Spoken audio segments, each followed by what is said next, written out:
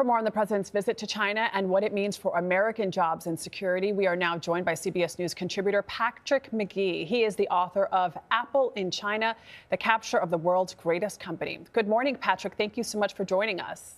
Morning. So let's pick up right where we left off there with that highly AI-powered factory in China. What should Americans take away from seeing something like that growing in China? I would say there's two things. One, it tells you that the late night comedians making jokes about kids building iPhones are 10 to maybe 20 years out of date. The China of 20 years ago, which was based on cheap labor and ubiquitous labor, has very much transformed right before our eyes for an industrial powerhouse. This is not just a workshop of the world. This is the R&D center, the innovation hub of the world.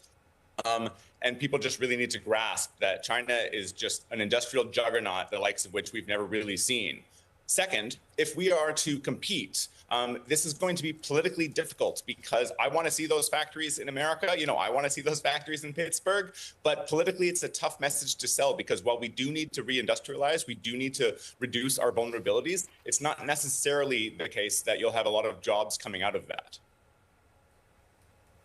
And, the president was accompanied in China by a number of CEOs, business leaders, including Apple's Tim Cook and NVIDIA's Jensen Huang. What do you think will come of that? I think the concrete things coming out of that are maybe a little bit light, but this ceremony or this was very much about pomp and circumstance, right?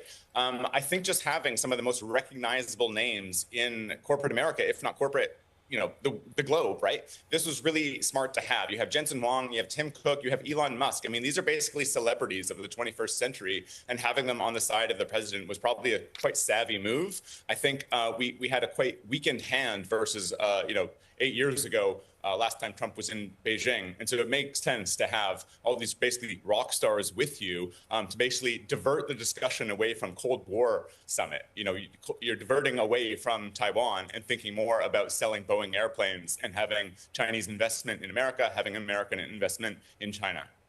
And Patrick, as you know, China was very intentional about making sure that Taiwan remained in the headlines. They were the ones from their side that talked about how Xi Jinping warned President Trump in their meeting that if the Taiwan issue was mishandled, it could lead to conflict between our two countries.